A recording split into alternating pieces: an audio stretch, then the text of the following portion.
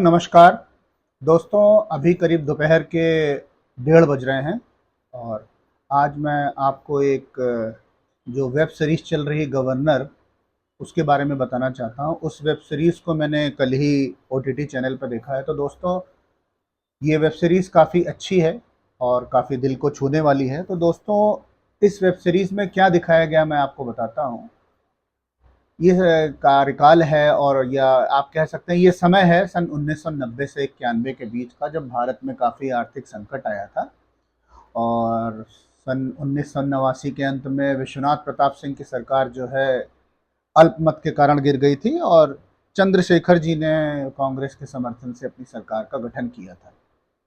तो उसी दरमियान एक सबसे अधिक चर्चा में जो नाम आया था वो थे उस समय के तत्कालीन रिजर्व बैंक ऑफ इंडिया के गवर्नर श्री वेंकटा रमनन, जो कि अविभाजित तमिलनाडु के प्रदेश से थे। हालांकि उनका जन्म केरला में हुआ था, नागरकोल में, जो कि बाद में तमिलनाडु में आ गया था। तो दोस्तों, मैं आपको बताना चाहता हूँ उस समय देश काफ़ी आर्थिक संकट से गुजर रहा था और देश को उस समय जो कंगाल होने से बचाने में महत्वपूर्ण भूमिका अदा की वो इन गवर्नर साहब की थी, वेंकटा रमनन साहब की, जिन्होंने अपनी बुद्धि का परिचय देते हुए उस समय देश को आर्थिक संकट से निकाल लिया था। तो दोस्तों, मैं आपको बताता हूँ वाकया क्या था। देश में काफ़ी ज़्यादा आर्थिक संकट उत्पन्न हो गया था और जो अंतर्राष्ट्रीय संस्थाएं हैं वो भारत को लोन नहीं दे रही थीं और उसी समय सोवियत संघ का भी विघटन हो गया था। सोवियत संघ के साथ जो राष्ट्र थे उन्होंने अपने अपने आप को स्वतंत्र राष्ट्र घोषित कर दिया था, इसलिए सोवियत संघ से भी भारत को किसी भी प्रकार की कोई भी आर्थिक जो मदद है वो नहीं मिल पा रही थी और अमेरिका जो है भारत को लोन देने के पक्ष में नहीं था। हालांकि जो आईएमएफ अंतर्राष्ट्रीय मुद्रा कोष होती है उसने भी भारत को कुछ शर्तों के साथ में लोन देने का प्रस्ताव किया था। उसमें एक शर्त ये भी थी कि दोस्तों, आपको याद होगा उसी समय इराक का अमेरिका के साथ में युद्ध भी चल रहा था, तो भारत ने अपने को उस युद्ध से दूर कर रखा था। लेकिन अमेरिका ने बोला कि अगर आप हमारे विमानों को, जो उनके लड़ाकू विमान हैं, अगर उनको ईंधन भरने की सुविधा प्रदान करते हो तब हम आपको कुछ ऋण देने की सोचेंगे। हालांकि उस समय ये वाला जो तरीका था वो भी काम नहीं आया। तो उस समय के जो गवर्नर थे वेंकटा रमनन साहब, उन्होंने तत्कालीन प्रधानमंत्री चंद्रशेखर जी से आग्रह किया कि जो भारत के पास में रिजर्व किया हुआ सोना है उसको इंग्लैंड में और स्विट्जरलैंड में गिरवी रख दिया जाए, जिससे भारत को लोन मिल जाएगा और भारत आर्थिक संकट से निकल आएगा। लेकिन दोस्तों, उस समय में एक वाकया ये भी हुआ था कि चंद्रशेखर की जो सरकार थी वो कांग्रेस के समर्थन से चल रही थी। तो कुछ विवाद हुआ जिसके कारण जासूसी का आरोप लगा चंद्रशेखर के ऊपर कि वो श्री राजीव गांधी, जो कि भूतपूर्व प्रधानमंत्री थे, उनका जासूसी करवा रहे हैं, इसलिए कांग्रेस ने समर्थन वापस ले लिया। तो चंद्रशेखर जी एक कार्यवाहक प्रधानमंत्री थे और उस समय के जो तत्कालीन वित्त मंत्री थे यशवंत सिन्हा थे। तो हालांकि जब वेंकटा रमनन साहब ने सोना गिरवी रखने की बात सरकार के सामने रखी तो सरकार ने बोला कि भाई हम अल्पमत में हैं, हम इस तरीके का निर्णय नहीं ले सकते कि देश का सोना बाहर गिरवी रख दिया जाए। और वित्त मंत्री यशवंत सिन्हा तो बिल्कुल इसके पक्ष में नहीं थे।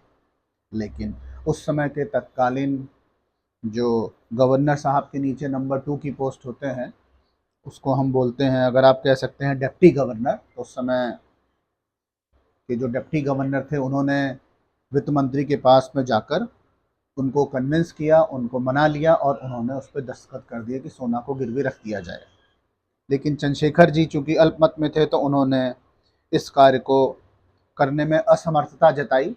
लेकिन फिर भी उन्होंने जब गवर्नर साहब से बात की, गवर्नर साहब ने उनको बताया कि अगर हम इसको गिरवी नहीं रखेंगे तो देश के सामने किस किस तरीके के संकट आ जाएंगे और देश बर्बाद हो सकता है, देश का विघटन भी हो सकता है।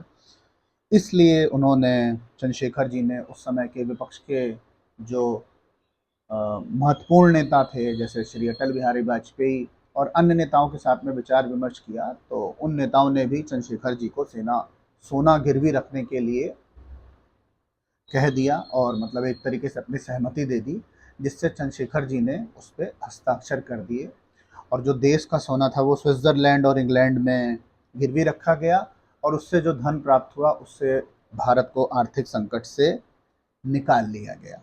तो दोस्तों मैं आपको बताऊं, चंद्रशेखर जी का नाम भारतीय राजनीति में लोग ज़्यादा नहीं लेते हैं, वो ज़्यादा प्रसिद्ध नहीं हैं, लेकिन चंद्रशेखर जी ने अपने 7 महीने की कार्यकाल में ऐसा एक निर्णय लिया कि जो कि सरकार अगर पूर्ण बहुमत के साथ भी होती तो ऐसा निर्णय लेने में हिचकिचाती है, नहीं लेती है।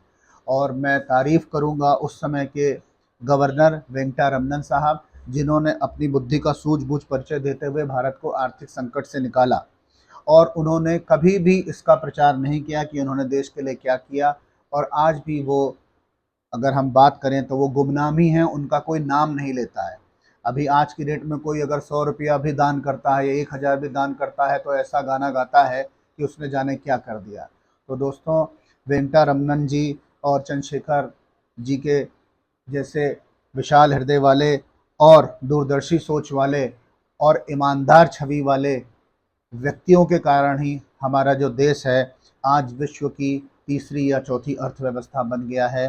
क्योंकि उसके बाद चंद्रशेखर जी के जाने के बाद में मनमोहन सिंह जी ने भी भारत के लिए बहुत ही सुधार कार्यक्रम किए, जिसका जो है आज हमको परिणाम मिल रहा है कि हम दिन प्रतिदिन प्रगति के पथ पर आगे बढ़ते जा रहे हैं।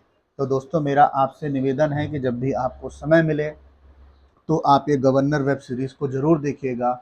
इससे आपको पता चल जाएगा कि सन 1991 90 91 में ऐसा क्या हुआ कि भारत को अपना जो सोना है गिरवी रखना पड़ा।